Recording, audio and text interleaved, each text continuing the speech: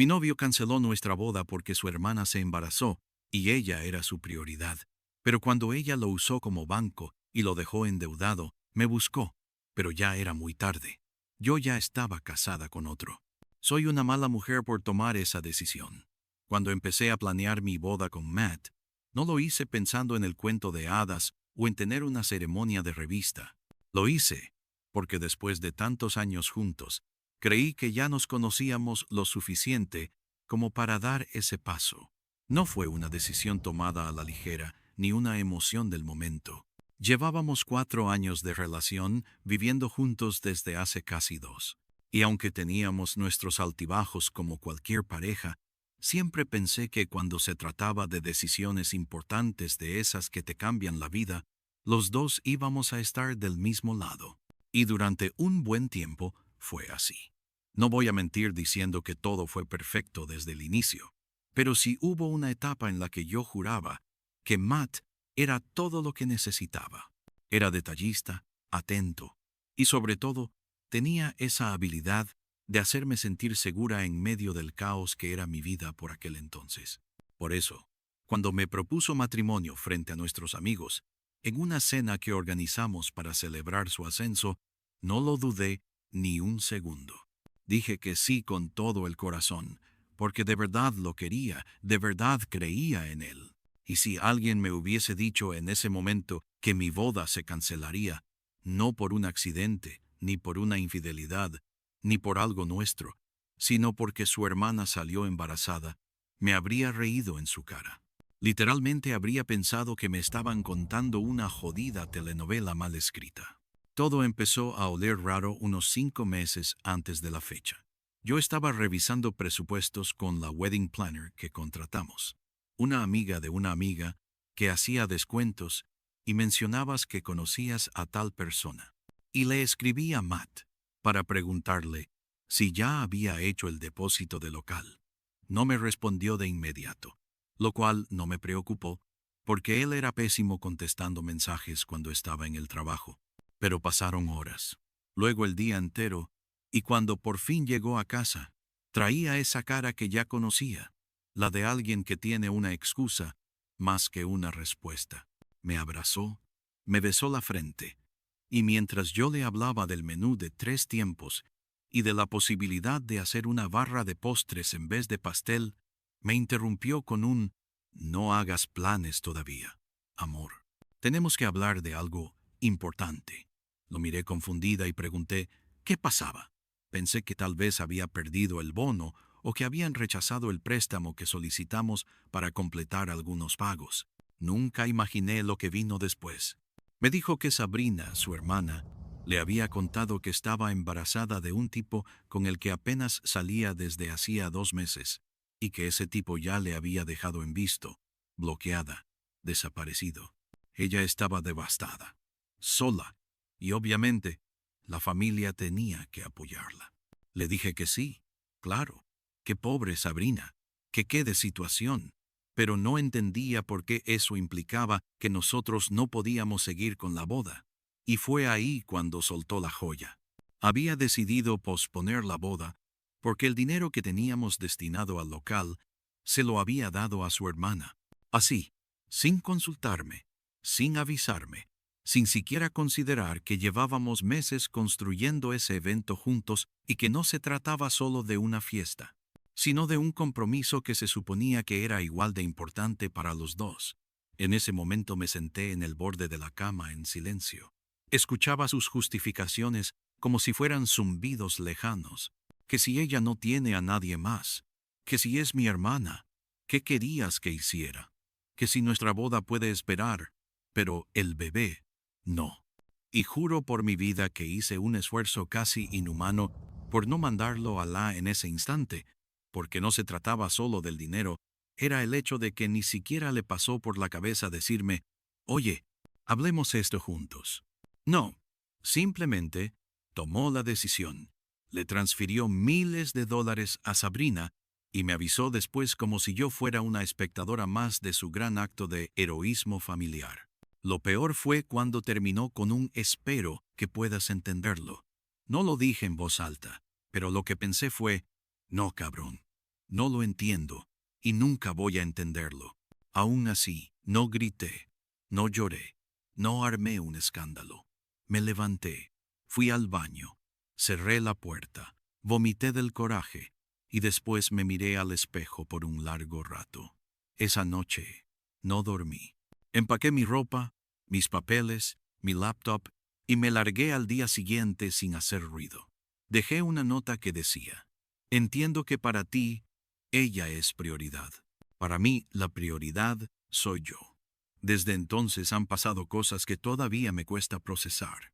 He escuchado a muchas personas decirme que fui egoísta, que él hizo lo correcto por su hermana, que lo mío era solo una boda, y lo de ella, una vida entera. Pero lo que no ven es lo que hubo detrás, lo que me costó confiar, lo que me costó construir, lo que me dolió perder.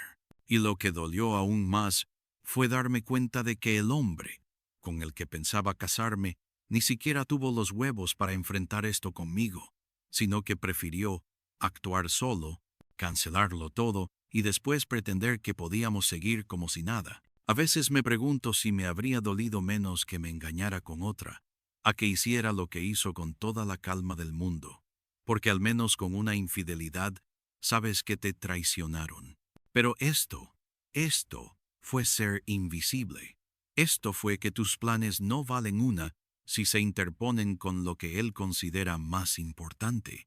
Y ahora que el tiempo ha pasado, que muchas cosas cambiaron, que él volvió a buscarme cuando la realidad le explotó en la cara, todavía me hacen esa pregunta de ¿fuiste mala por no volver con él?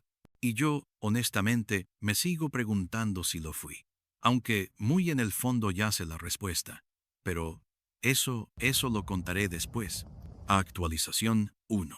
3 semanas después de haber salido por última vez de ese apartamento, con las maletas apretadas, la mandíbula rígida y el corazón desgarrado entre la rabia y la decepción, empecé a entender que lo que más me dolía no era que Matt hubiese cancelado la boda, sino que lo hubiese hecho con tanta frialdad como si nuestros planes fueran un accesorio que podía colgar en la pared y volver a usar cuando le diera la gana.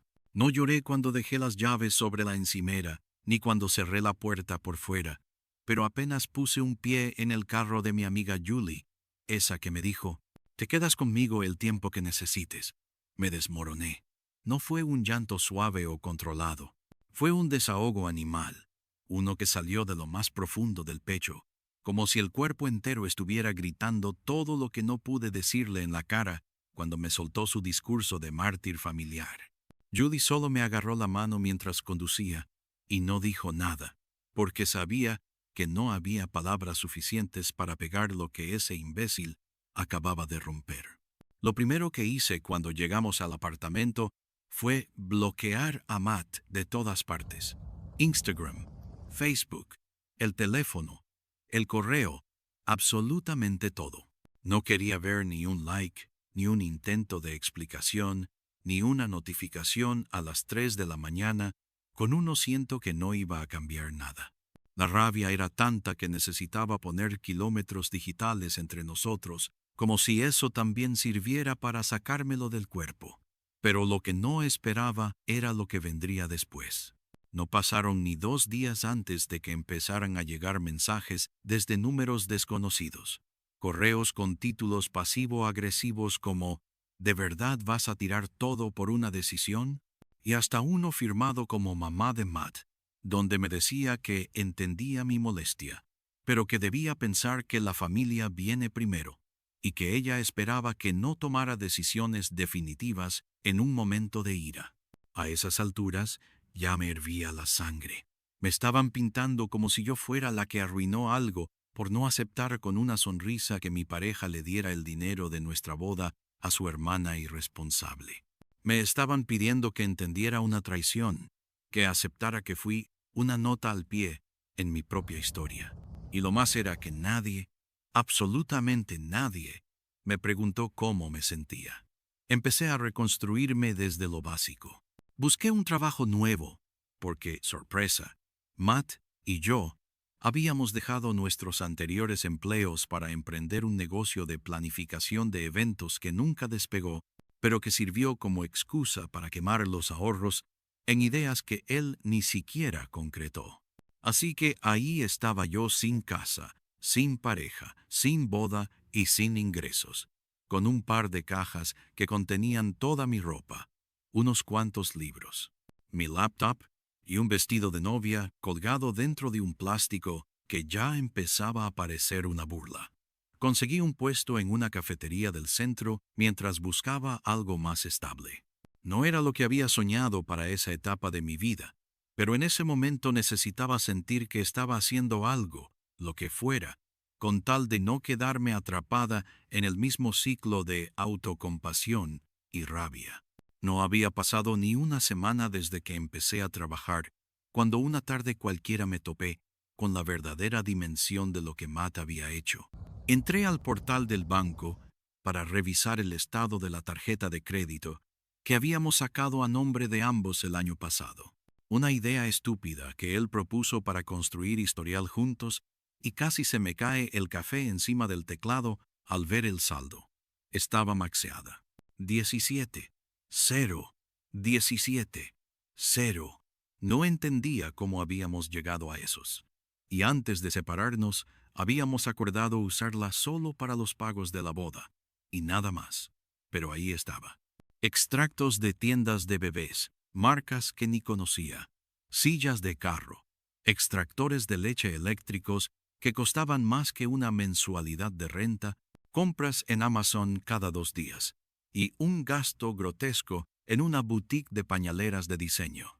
Le escribí un correo con el asunto en mayúsculas. Explícame esto ahora. Él respondió en menos de 5 minutos, como si hubiera estado esperando que yo lo hiciera con un tono que me hizo querer estrellar el monitor. Me dijo que había usado la tarjeta temporalmente para ayudar a su hermana, que estaba en un momento de mucha necesidad y que pensó que yo entendería porque Sabrina no tenía a nadie más en este mundo. Se atrevió a decir que lo había hecho por compasión y que esperaba que, como pareja, pudiéramos asumir juntos la deuda. En ese momento no supe si reír o romper algo. Me estaba pidiendo que compartiera la carga de una decisión que él tomó a espaldas mías, como si yo hubiera participado en el baby software de su hermana o elegido la cuna de lujo de 1,600 que apareció en el recibo. En lugar de seguir la discusión por correo, fui directo al banco la mañana siguiente. Expliqué que me estaba desvinculando legalmente de esa cuenta y que quería un documento firmado donde se reflejara que no era responsable de los cargos posteriores al día en que me fui. Me tomó casi 4 horas resolver todo el papeleo y un ataque de ansiedad en el estacionamiento, pero salí de ahí con un respaldo legal y la paz mental de saber que no iba a pagar ni un centavo por su estupidez. Lo mejor vino después, cuando Matt fue a pagar el catering del baby software y la tarjeta rebotó. Me llamó como si yo tuviera la obligación de resolver su desastre. Gritaba al teléfono que lo había traicionado, que era una perra fría, que no podía creer que lo dejara así justo ahora que más me necesitaba. Y yo solo le dije que a mí también me había necesitado, cuando decidió vaciar nuestros ahorros y cancelar la boda sin siquiera consultarme. ¿Y qué si creía que me iba a quedar esperando como una santa a que se dignara a regresar por mí cuando Sabrina ya no lo necesitara? Estaba más de lo que pensaba. Le colgué sin esperar respuesta. Esa noche dormí como no lo había hecho en semanas. Y mientras me quedaba dormida en el sofá de Julie, con el sonido lejano de la ciudad entrando por la ventana abierta, entendí por fin que el hombre que dejé atrás nunca había sido mi compañero. Solo era un niño grande jugando a ser rescatador de causas perdidas, y yo había sido una de tantas que dejó atrás en nombre de esa fachada de héroe. Esta vez no iba a ser la mujer que lo esperara. Esta vez iba a ser la que cerrara la puerta sin mirar atrás. Actualización 2. Habían pasado ya 3 meses desde aquel día en que fui al banco a quitar mi nombre de esa tarjeta de crédito infernal que Matt reventó como si el dinero cayera del cielo, y no de los sacrificios de 2 personas que habían decidido construir una vida juntos. En ese tiempo no solo me alejé de él físicamente, sino que mentalmente empecé a reconstruir una versión de mí que no sabía que había perdido por completo. No fue un proceso sencillo ni glamoroso.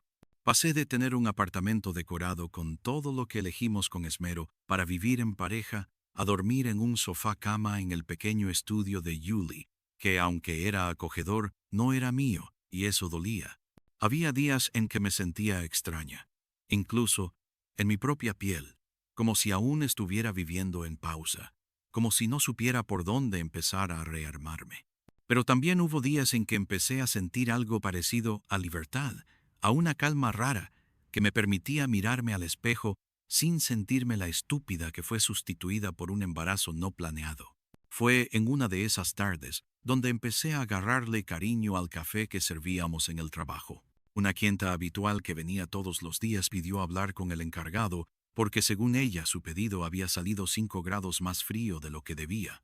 Mientras mi jefa trataba de calmarla y yo hacía mi mejor esfuerzo por no reventarle el café en la cara, alguien en la fila soltó una risa seca y comentó en voz alta: "K2 menos, 5 años más de frustración acumulada". Me volteé sin poder evitar sonreír y ahí lo vi por primera vez. Un tipo con pinta de estar siempre desvelado, camiseta negra, con una frase de Tarantino y una laptop repleta de stickers. No tenía el estilo de los hombres que usualmente llamaban mi atención, pero había algo en su mirada, como una mezcla entre sarcasmo y paz, que me hizo quedarme mirándolo un poco más de la cuenta. Me pidió un expreso Uble, con voz ronca. Me dio las gracias con una sonrisa ladeada y se sentó cerca de la ventana a trabajar. Lo vi escribir por horas, interrumpido solo por uno que otro bostezo y una bolsa de pretzels que sacó del bolso. Al día siguiente volvió y al siguiente también. Empezamos con conversaciones breves. Él me preguntaba por recomendaciones de pasteles. Yo le devolvía la pregunta con burla sobre sus combinaciones raras de té con café. Se llamaba Aarón.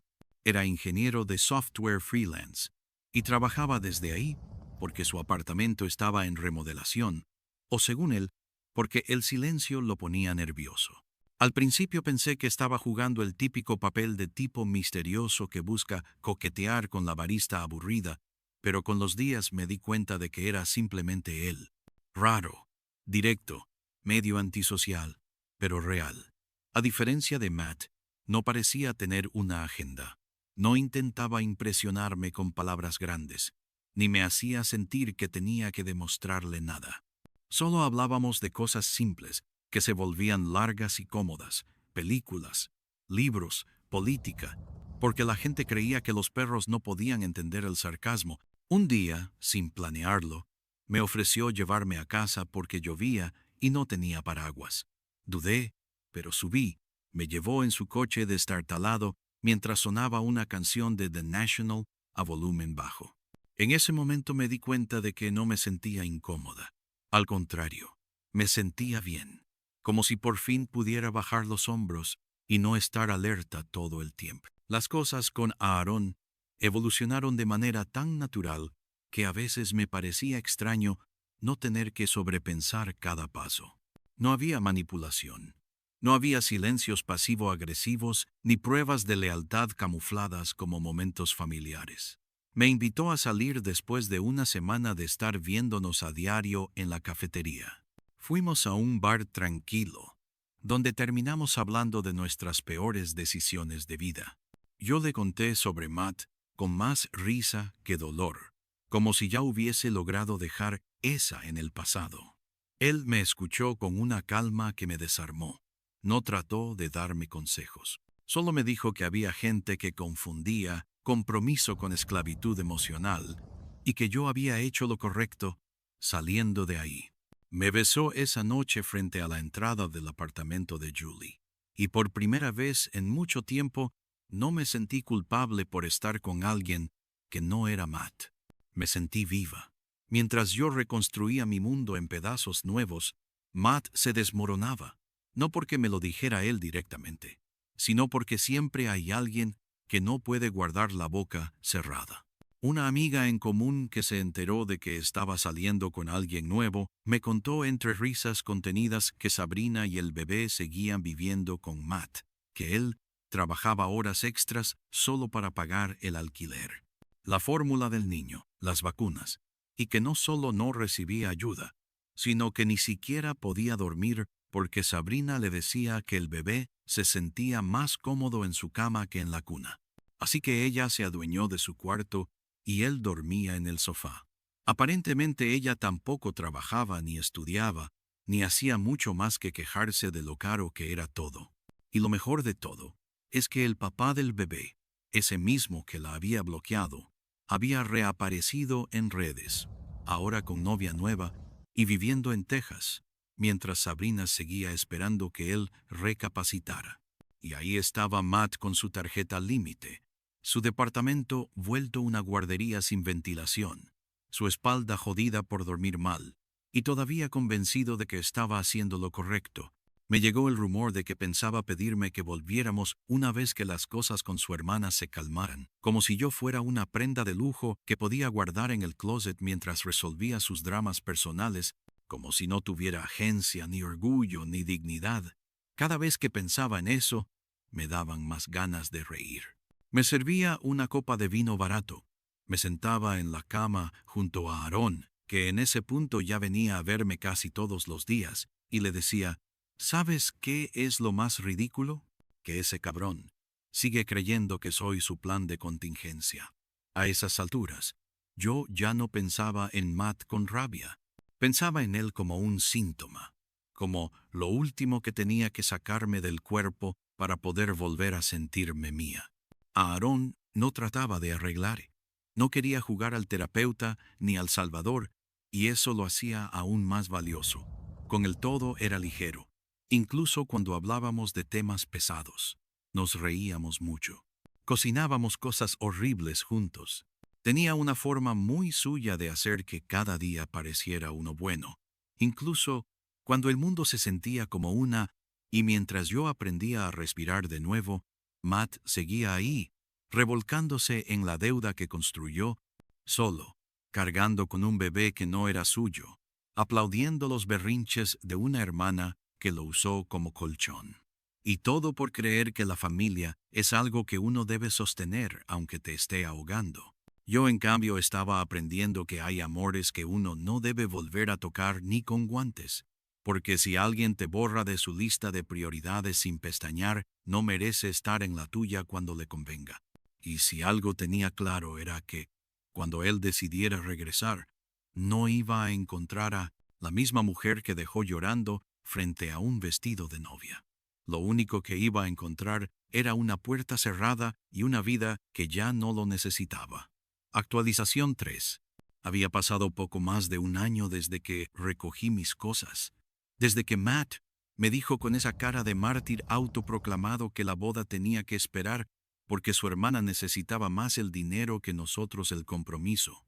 12 malditos meses donde no solo me vi obligada a rehacer todo desde cero, sino también a sacudirme el miedo a volver a confiar en alguien que no me viera como una opción descartable. Y lo curioso es que al final la vida me enseñó que cuando uno se cierra una puerta con coraje, aunque sea con el alma hecha pedazos, otra se abre con fuerza y sin pedir permiso. Esa puerta fue Aarón. Para ese entonces ya vivíamos juntos. Nada planeado, solo se fue quedando. Empezó con una bolsa de ropa de cambio, luego dejó su cepillo de dientes. Después trajo a su perro Max, porque ya pasamos la prueba del ronquido, y cuando quise darme cuenta, su presencia se había convertido en esa constante amable que jamás tuve con Matt. No me pedía nada, no exigía, no juzgaba, solo estaba con todo lo que eso implica cuando uno viene de un amor que solo sabe reclamar. Nunca pensé en volver a comprometerme tan pronto. Después de lo que pasó con Matt, quedé alérgica a la idea de bodas, anillos, planes con fecha y presupuesto, porque todo eso me sabía a mentira, a promesa rota. A ese momento donde creí que estaba construyendo algo sólido, y terminé mirando cómo se desmoronaba mientras el otro ni siquiera intentaba detenerlo. Pero Aarón Como todo en su vida, hizo las cosas de manera distinta. Me llevó a Central Park una tarde cualquiera, sin nada especial, sin poses fingidas, sin flores ni fotógrafos escondidos. Íbamos a pasear al perro, compramos pretzels de carrito, y mientras yo me quejaba de lo mucho que apestaban mis zapatos después de la lluvia, él sacó un anillo pequeño, nada ostentoso, con una piedra opaca, pero real, y dijo con su tono de siempre, casi aburrido: «No necesito ceremonia. Solo quiero que caminemos juntos hasta que se nos gasten los pies. ¿Quieres?». No lloré, no grité, no corrí a tomarle fotos al anillo, solo lo miré. Me reí y le dije que sí, porque no había una parte de mí que dudara de él, porque a diferencia de Matt, él nunca me hizo sentir que tenía que ganarme el lugar que ya era mío. Todo se sintió correcto, sin presiones, sin fantasías prestadas. Y esa noche, después de cenar en casa, con el perro a los pies y la televisión encendida en alguna película vieja, recibí la señal más absurda, más trágica y más patética de que algunos fantasmas se resisten a morirse por completo.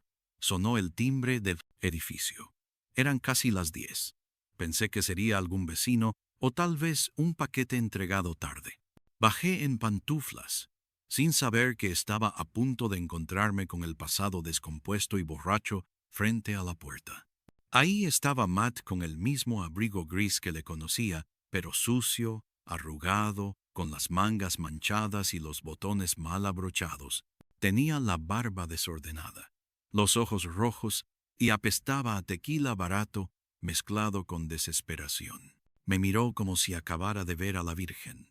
Se tambaleó un poco y dijo algo que no entendí todo, pero que incluía las palabras «no sabía a quién más acudir». Me quedé parada un momento sin decirle nada. Lo vi balbucear frases sueltas sobre cómo todo se le había salido de las manos, como Sabrina se había ido con el padre del bebé.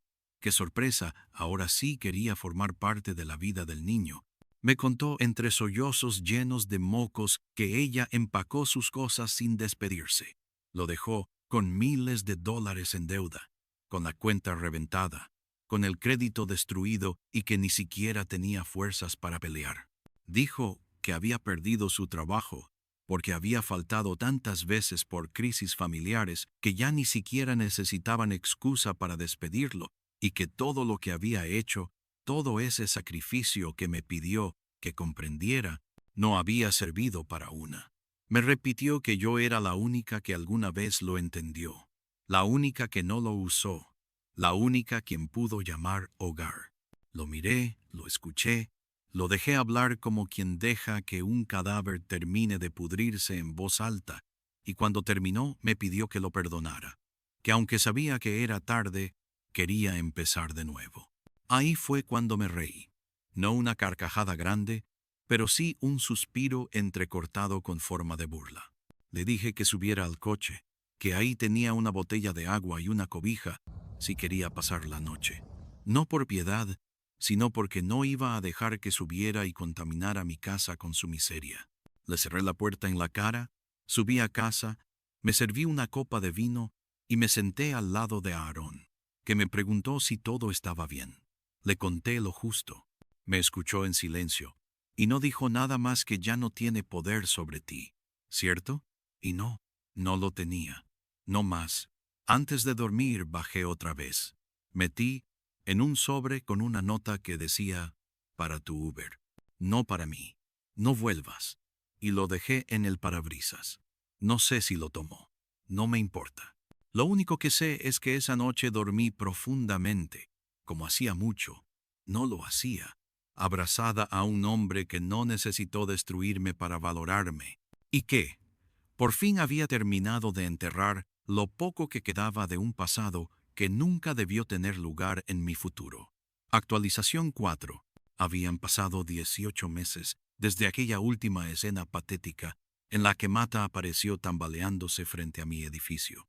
Con el orgullo deshecho y los bolsillos igual de vacíos que su dignidad. Para ese entonces, mi vida había cambiado tanto que ya no tenía espacio ni siquiera para los recuerdos a medio morir de lo que alguna vez compartimos. Y aunque no lo buscaba, cada cierto tiempo me llegaban noticias sueltas sobre él, que se mudó con un amigo que vendió su coche para cubrir una parte de la deuda, que Sabrina no solo lo dejó endeudado, sino que se había ido a vivir a Florida con el padre del niño, ese mismo idiota que meses atrás la había dejado en visto. Ironías que no me sorprendían, porque en el fondo todos sabíamos que esa historia no iba a terminar bien. Lo que sí me sorprendía era lo rápido que uno puede dejar de doler, porque hubo un tiempo en que escuchar su nombre me apretaba el pecho, pero ahora lo único que me provocaba era indiferencia, a lo mucho, una mueca de lástima. Con Aarón, en cambio, todo florecía sin prisa, sin alardes, sin esa sensación de estar corriendo detrás de algo que se escapa. Era simple, era real. Vivíamos en un departamento modesto, pero luminoso, con una cocina donde pasábamos horas experimentando con recetas ridículas, un sofá que ya estaba moldeado a nuestras formas y un perro que nos seguía como sombra donde fuéramos. Yo había conseguido un trabajo nuevo en una editorial pequeña, algo que me devolvía el sentido de estabilidad que había perdido con todo el caos anterior. Y cada día con Aarón se sentía como una reafirmación de todo lo que merecía, y que durante tanto tiempo creí que no era para mí. Nunca tuve que mendigarle atención, ni explicar por qué me dolía algo, ni justificar mis emociones. Cuando lloraba, él no decía otra vez con eso. Simplemente se sentaba conmigo hasta que se me pasaba. Cuando reía no sentía culpa, y lo más valioso, cuando callaba él no me exigía explicaciones, me dejaba ser. Y eso después de una relación donde mi espacio personal era invadido en nombre de la familia, se sentía como respirar por fin con los pulmones llenos. Nos casamos sin grandes anuncios, sin una cuenta regresiva compartida en redes, sin una lista de regalos ni gente que apenas conocíamos. Fue una ceremonia pequeña con las personas que realmente contaban en un jardín privado al norte de la ciudad, con música suave, comida sencilla y más risas que poses. Mi vestido no fue blanco, fue color vino. No quise simbolizar pureza ni nuevas etapas. Quise simbolizar fuerza, paso firme, algo que no se olvida, pero que tampoco se arrastra. Caminé hacia Aarón sin pensar en lo que había perdido, solo agradeciendo lo que había construido. Mi familia lloró, mis amigos aplaudieron, y yo me sentí en casa por primera vez en mucho tiempo. Esa noche, durante la recepción, mientras bailábamos descalzos sobre el césped húmedo con las luces colgando sobre nuestras cabezas, revisé por costumbre mi celular y noté más de 100 llamadas perdidas. 137 para ser exacta. Todas del mismo número, uno que había eliminado, pero que reconocía al instante. Matt. También había mensajes de texto, todos seguidos, todos sin filtro. Primero, felicidades. Vi tu foto. Luego, supongo que ya no hay marcha atrás. Después, por favor, llámame solo una vez. Y el último, un audio de casi 3 minutos titulado Solo quiero que me escuches. Por un instante sentí esa punzada tonta, ese reflejo humano de querer saber qué tenía que decir. Me alejé del ruido y lo escuché. Su voz sonaba más apagada, más rota. Me dijo que se arrepentía de todo, que no pasaba un solo día sin pensar en lo que perdió, que ver mi mano con ese anillo, una foto que al parecer alguien compartió, le partió el alma. Me confesó que a veces se despertaba en medio de la noche, esperando que todo lo que pasó fuese una pesadilla, que yo estuviera aún a su lado, que fuéramos nosotros otra vez. Me pidió una segunda oportunidad. Una, me dijo, para demostrarme que había aprendido, que había cambiado, que me valoraba. Borré el audio sin terminar de oírlo, no por crueldad, sino por respeto a todo lo que había reconstruido. No tenía intención de abrir una puerta que me costó tanto cerrar. Volví a la pista, tomé la mano de Aarón y seguimos bailando como si no existiera nada más. Esa noche subí una sola foto, nuestras manos juntas, las argollas brillando bajo una luz cálida. Ninguna descripción, ningún discurso, solo esa imagen. Horas después, Matt respondió en la publicación con un simple felicidades, seguido un minuto más tarde por un por favor. Dime que esto no es el final. Pero ya lo era, solo que él no lo sabía aún. Lo había sido desde el día que eligió a su hermana por encima de todo, que canceló nuestra boda sin siquiera mirarme a los ojos, para preguntarme qué opinaba. Lo había sido cuando usó la tarjeta compartida para financiar una responsabilidad que no era suya, y después tuvo el descaro de culparme por dejarlo solo. Lo había sido cada día que no levantó el teléfono para disculparse de verdad y que, en cambio, me mandó a su mamá con sermones sobre la importancia de la sangre. Lo había sido desde el principio. Yo simplemente me tardé en aceptarlo. Lo que más me dolía no era que me hubiese fallado, era que incluso después de todo seguía creyendo que podía regresar y encontrarme esperando. Pero ya no. Lo que me quedaba de ese capítulo era solo el eco de un error, uno que no pensaba repetir. Ahora, por fin, podía mirar hacia adelante sin ese peso, y por primera vez, el silencio después de cortar una llamada no se sentía como una pérdida, sino como la mayor victoria de todas. Actualización C. 2 años habían pasado ya desde aquel primer día en que empacaba mi ropa a escondidas mientras Matt dormía en el cuarto, que debió haber sido el inicio de nuestra vida juntos, y no un altar para sacrificar mis sueños en nombre de los suyos. 2 años exactos desde que bajé por última vez las escaleras de ese apartamento con el vestido de novia en una bolsa y el corazón partido, pero firme, lista para no mirar atrás. Y aunque en muchos sentidos todo eso ya parecía otra vida, casi como si le hubiera pasado a otra mujer y no a mí, lo cierto es que a veces la vida tiene una forma bastante jodida de recordarte que aunque hayas cerrado el ciclo con cuidado, siempre habrá alguien intentando abrirlo a la fuerza desde el pasado. Todo empezó una tarde cualquiera, un lunes pesado como cualquier otro, conos atrasados en el trabajo y una jaqueca colgando desde el cuello hasta las sienes. Estaba archivando contratos en la oficina cuando recibí un correo con un asunto que me revolvió el estómago de inmediato. Notificación de cobranza solidaria. Crédito conjunto pendiente. Al principio pensé que era spam de esos que intentan asustarte con deudas que ni son tuyas. Pero al abrirlo y leer las primeras líneas, sentí el aire cortarse en seco. El documento adjunto en PDF y perfectamente redactado decía que yo figuraba como cotitular solidaria en una tarjeta de crédito cuyo saldo había superado los 20. No lo podía creer.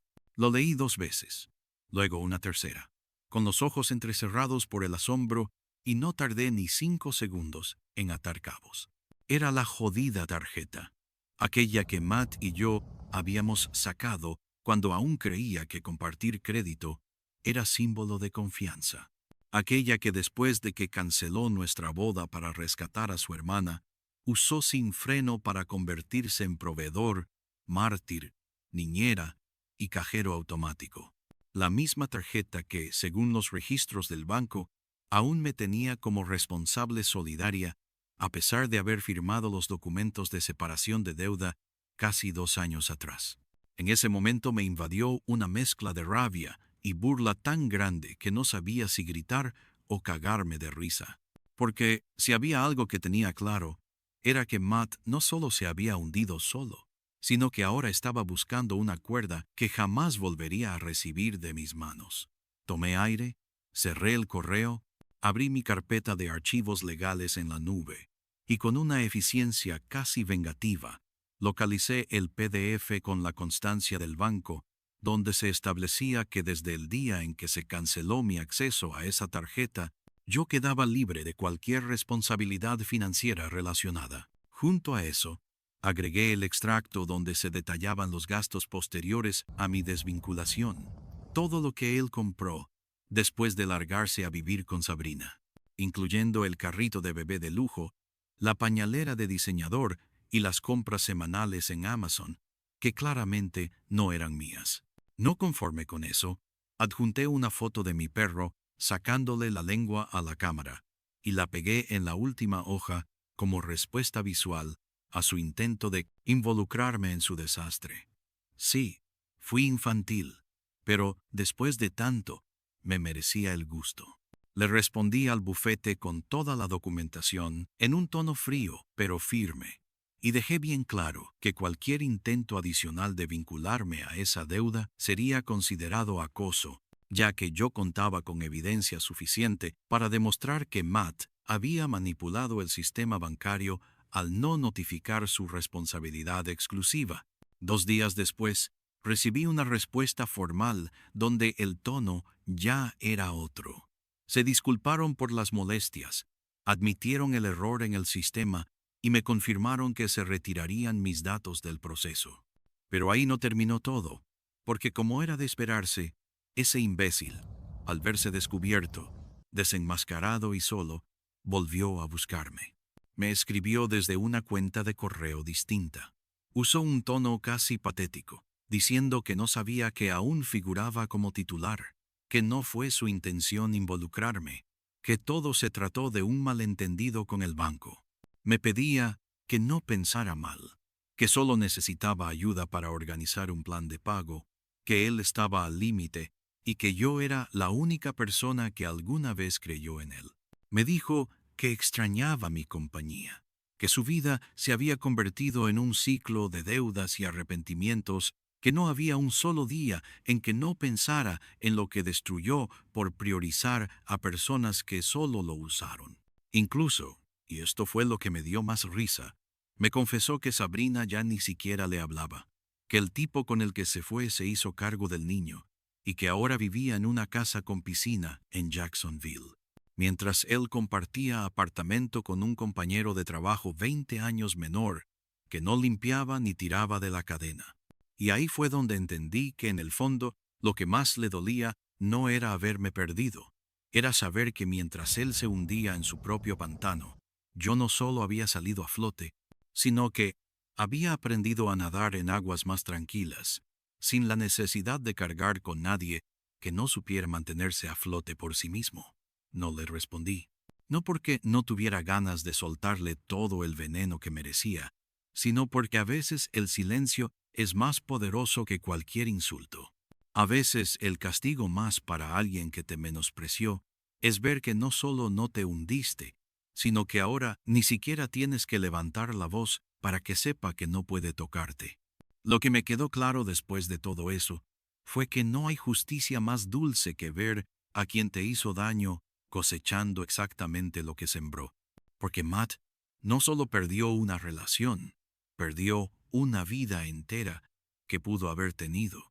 Perdió la confianza, la estabilidad, el hogar que juntos estábamos construyendo, por jugar a ser el salvador de una mujer que solo lo necesitaba mientras le resultaba útil.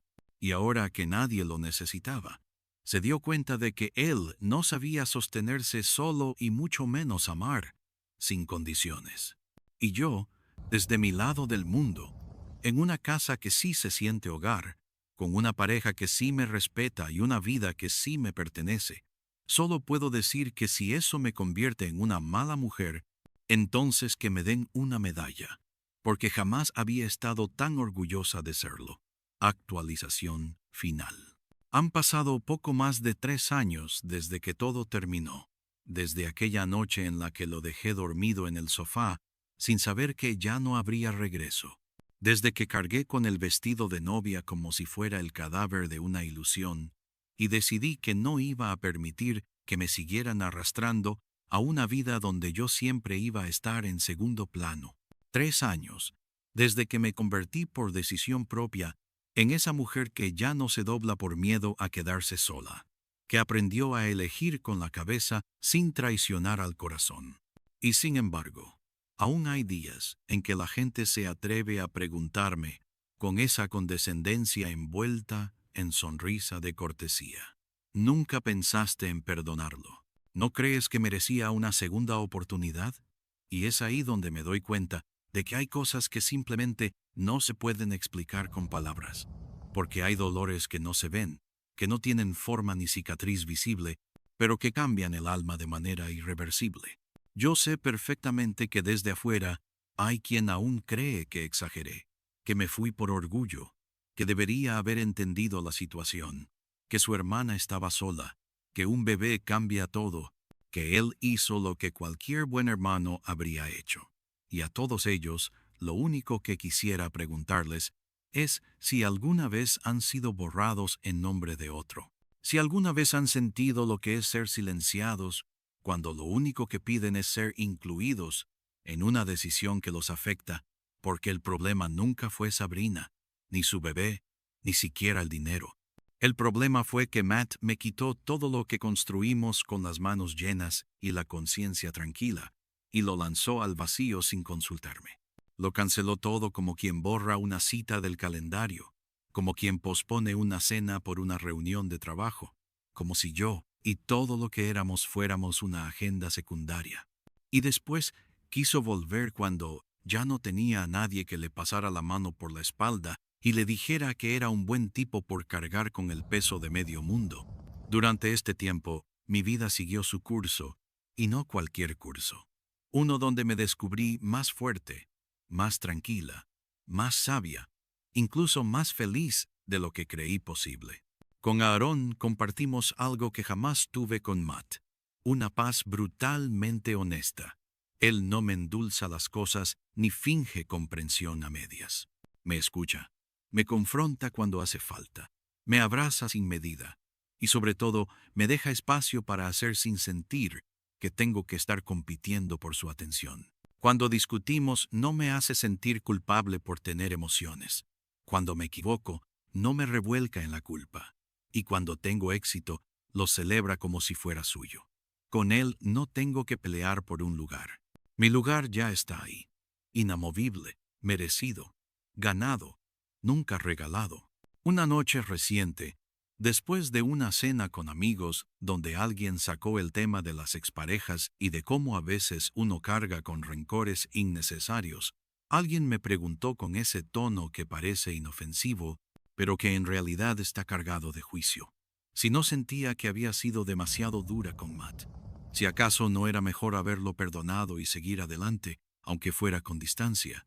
Me quedé en silencio por un rato, no por no tener respuesta, sino porque ya me cansé de tener que justificar mis límites.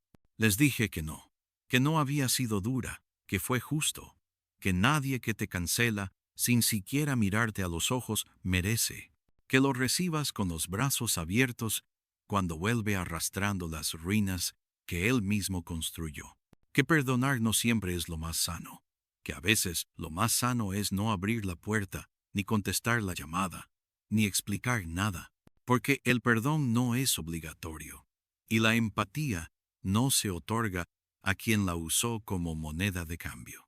Hace poco borré el último rastro que quedaba de él, una cuenta antigua de Spotify, compartida, que por alguna razón todavía me mostraba recomendaciones basadas en canciones que él escuchaba. No sé por qué no lo hice antes. Supongo que una parte de mí se había acostumbrado a que él estuviera ahí en algún rincón digital, pero ya no. Lo borré sin mirar atrás, igual que hice con todo lo demás. Y cuando lo hice, sentí una ligereza tan absurda que me reí sola en el escritorio, mientras Max, el perro, dormía a mis pies, y Aarón me leía en voz alta un artículo absurdo sobre por qué los gatos podrían estar planeando dominar el mundo. Ahora que lo cuento todo en retrospectiva, entiendo que mi historia no es única, que hay miles de mujeres que han sido desplazadas en nombre de otros, que han visto cómo sus vidas se desmoronan por decisiones ajenas, que han tenido que aprender a renunciar no solo a una pareja, sino a una versión de sí mismas que ya no les sirve. Y si algo puedo decirle a cualquiera que haya pasado por algo parecido, es esto: no estás loca por no querer volver. No eres cruel por no extender la mano. No eres mala por cerrar la puerta. A veces, la mejor forma de sanar es no volver nunca más a ese lugar donde te partieron en nombre del amor. A veces, ser la mala en el cuento de alguien más es lo único que te salva. Yo ya no me pregunto si fui injusta. Ya no me pregunto si exageré. Ya no me acuesto pensando en cómo habría sido si me hubiera quedado. Ahora me levanto cada día sabiendo que me elegí a mí, que elegí una vida sin deuda emocional, sin arrastrar el peso de las decisiones de otros, sin tener que justificarme para existir. Y eso al final ha sido la única venganza que necesitaba. Estar en paz mientras él se desmorona buscando culpables en un espejo que ya no tiene mi reflejo. Oh,